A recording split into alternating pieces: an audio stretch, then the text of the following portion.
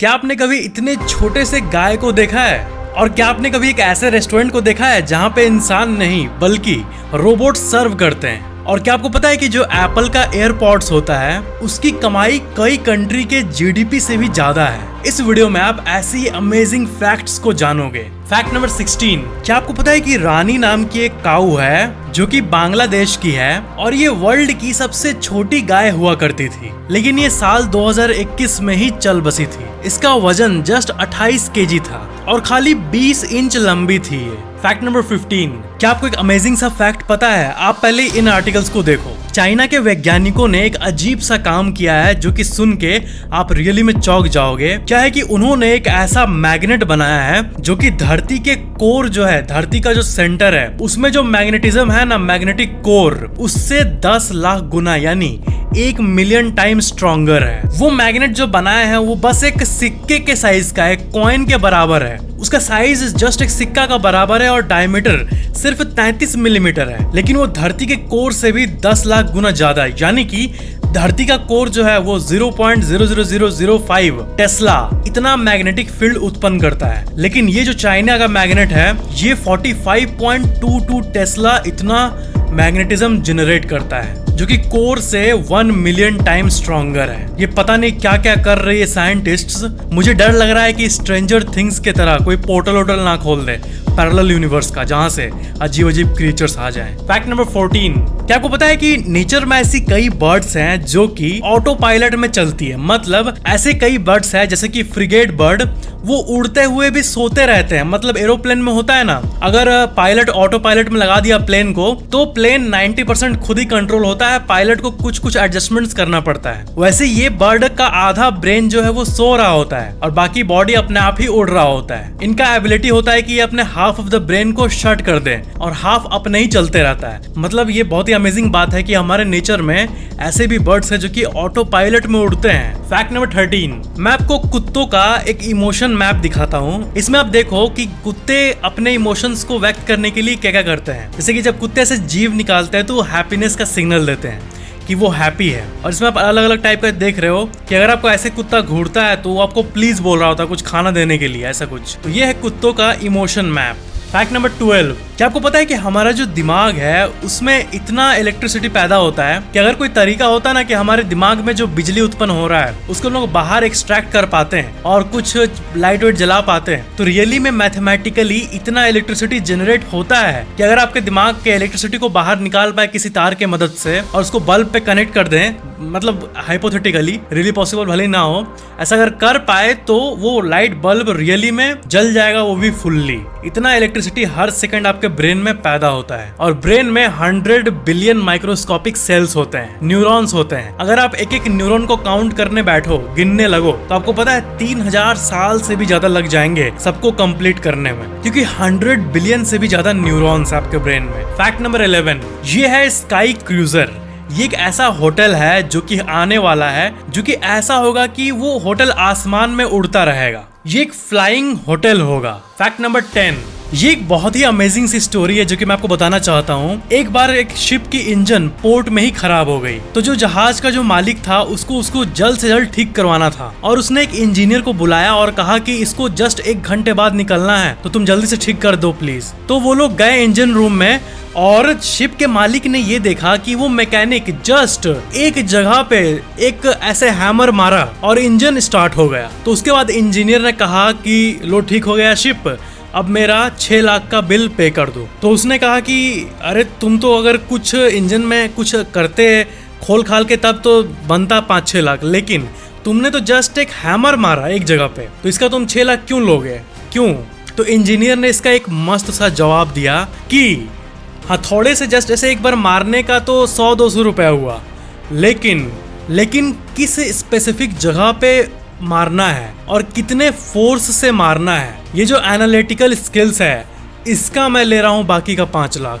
मतलब यही इससे समझ आता है कि जो प्रोफेशन की वैल्यू होती है वो ऊपर से कितने भी सिंपल लगे कि अरे ये क्या किया, लेकिन उसका जो प्रिसीजन होता है, एकदम एक्यूरेसी होता है, मैथमेटिकल कैलकुलेशंस होता है, वो मैटर करता है। एंड जो वैल्यू होती है, जो पेमेंट मिलती है, जो सोसाइटी में वैल्यू होती है, वो इन्हीं स्किल्स के चलते होती है। फैक्ट नंबर 9, जो गैसेस के सिलेंडर्स होते हैं ना, उनका देखना अलग अलग कलर होता है। तो मैं आपको कलर कोड के बारे में यहाँ पे बता दूं कि अगर आप कोई ग्रीन कलर का सिलेंडर देख रहे हो तो वो एक्चुअली ऑक्सीजन का होता है, और अगर ब्लैक कलर का देख रहे हो ना कि किसी ब्लैक कलर के कैन में कोई गैस जा रहा है, तो समझ जाना उसमें नाइट्रोजन जा रहा है। और ये जो जानकारी है इसका पूरा लिस्ट आप विकिपीडिया पे देख सकते हो। फैक्ट नंबर 8, क्या आपको पता है कि पिज्जा हट के ऐसे कई स्टोर्स हैं वर्ल्ड भर में जहां पे एम्प्लॉय से ज्यादा रोबोट्स होते हैं जो कि वहां काम कर रहे होते हैं, और वो रोबोट्स कुछ ऐसे दिखते हैं जैसे कि आप अपने स्क्रीन पे देख रहे हो। ये फूड टेक्नोलॉजी का नेक्स्ट लेवल है। इसी से रिलेटेड मैं एक रेस्टोरेंट के बारे में आपको बता दूं, ये रेस्टोरेंट नहीं बल्कि एक रेफ्रिजरेटर टाइप का है,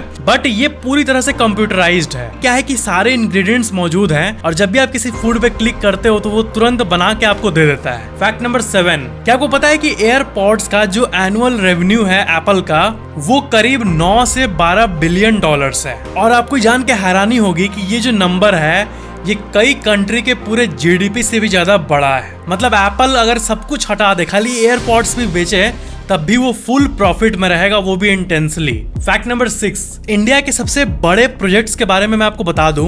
पहला है नोएडा इंटरनेशनल एयरपोर्ट, जो कि कंट्री का सबसे बड़ा एयरपोर्ट होने जा रहा है, और वो कंट्री का पहला 0 कार्बन एमिशन एयरपोर्ट होगा। दूसरा दिल्ली मुंबई एक्सप्रेसवे, जो कि एशिया का सबसे बड़ा एक्सप्रेसवे होगा, हाईवे नहीं बल्कि एक्सप्रेसवे। तीसरा जो कि मैंने आपको बताया है उमिंगला पास, जो कि वर्ल्ड का सबसे हाईएस्ट मोटरेबल रोड है ईस्टर्न लद्दाख में। फैक्ट नंबर 5, क्या आपको पता है कि रेंट एग्रीमेंट जो होता है वो 11 मंथ्स का ही क्यों होता है, 11 महीने का ही क्यों होता है ये? तो as per section 17 of the registration act 1908, 12 महीने से ज्यादा का कोई भी एग्रीमेंट हो उसको रजिस्टर कराना कंपलसरी है, नहीं तो उसको कोई मान्य नहीं होता है। बट उसके नीचे का जो एग्रीमेंट होता है 11 महीने 10 महीने, उसको बिना रजिस्ट्रेशन से भी हम लोग चला सकते हैं कैजुअली। तो रजिस्ट्रेशन करने में तो रजिस्ट्रेशन कॉस्ट, स्टैम्प ड्यूटी, बहुत सारे खर्चे हैं दोनों को, जो किराए पे रह रहा है उसको भी और मालिक को भी। तो दोनों खर्चे से बचना चाहते हैं ऑफ कोर्स, तो इसलिए वो लोग 12 मंथ के पहले 11 महीने का ही एग्रीमेंट बनाते हैं, ताकि बिना मतलब के रजिस्ट्रेशन कॉस्ट ना बियर करना पड़े। एक तो रेंट पे रह रहा है पहले से, खुद का घर नहीं है, ऑफ कोर्स ह्यूज पैसा नहीं है तभी, और ऊपर से ये रजिस्ट्रेशन कॉस्ट लगे तो फिर ये उतना सेंस नहीं बनाता है। फैक्ट नंबर 4, परफ्यूम या फिर कोलोन जो होता है वो भी एक्चुअली में बहुत टाइप्स के होते हैं। तो आपको पता है परफ्यूम जो होता है, स्पेसिफिकली ये जो वर्ड है परफ्यूम, ये उसको कहा जाता है जिसमें कि जो सुगंध वाला पार्ट है, जो केमिकल्स, उसका कॉन्सेंट्रेशन 20 से 30% रहता है, इसको परफ्यूम कहते हैं। ये सबसे एक्सपेंसिव और लॉन्ग लास्टिंग होता है। दूसरा होता है EAUD परफ्यूम, इसका जो कॉन्सेंट्रेशन होता है वो बस 15 से 20% के बीच में होता है, जो कि 6 से 8 घंटे लास्ट करता है। तीसरा आता है EAUD टॉयलेट, और इसमें 5 से 15% ही होता है वो जो कि सुगंध देता है, उसका कॉन्सेंट्रेशन, और ये 2 से 4 घंटे रहता है। उसके बाद आता है कोलोन, जिसका कॉन्सेंट्रेशन बस 1 से 2% होता है, और ये बस 1 से 2 घंटे ही लास्ट करता है। फैक्ट नंबर 3, क्या आपने कभी कोई साइंस डॉक्यूमेंट्री देखा है? ऑफ कोर्स आपने डिस्कवरी चैनल या फिर कोई भी ऑनलाइन वेबसाइट पे, आपको पता है एक ऐसा साइंस डॉक्यूमेंट्री है जो कि संस्कृत में है। जी हाँ, आजकल का modern science documentary Sanskrit language में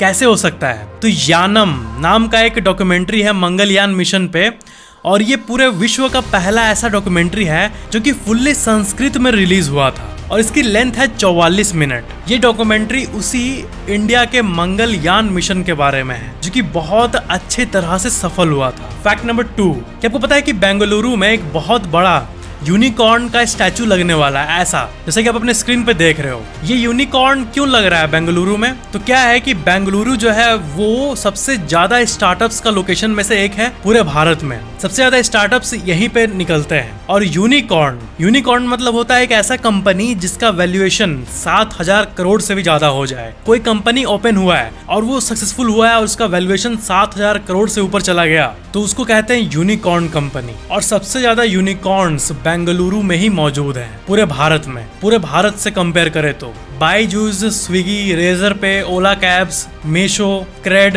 जितने कंपनीज है सब बेंगलुरु से ही निकले हैं। फैक्ट नंबर 1, क्या आपको पता है कि एयरपोर्ट्स कैसे पैसा कमाते हैं? आपको पता है एयरपोर्ट्स हर एक लैंडिंग का 40 से 50,000 रुपए चार्ज करता है एक प्लेन से। जैसे कि एग्जांपल दूं तो 1 लाख किलो का कोई फ्लाइट है और वो रनवे पे लैंड कर रहा है, तो जस्ट इसका जो यूज कर रहा है रनवे को लैंड करने के लिए, इसका कॉस्ट ही 40 से 50 हजार पे करना पड़ता है एयरप्लेन कंपनी को। और किसको पे करता है? एयरपोर्ट वालों को। और ये एयरलाइन कंपनीज इतना चार्ज एयरपोर्ट वालों को कैसे पे करती है?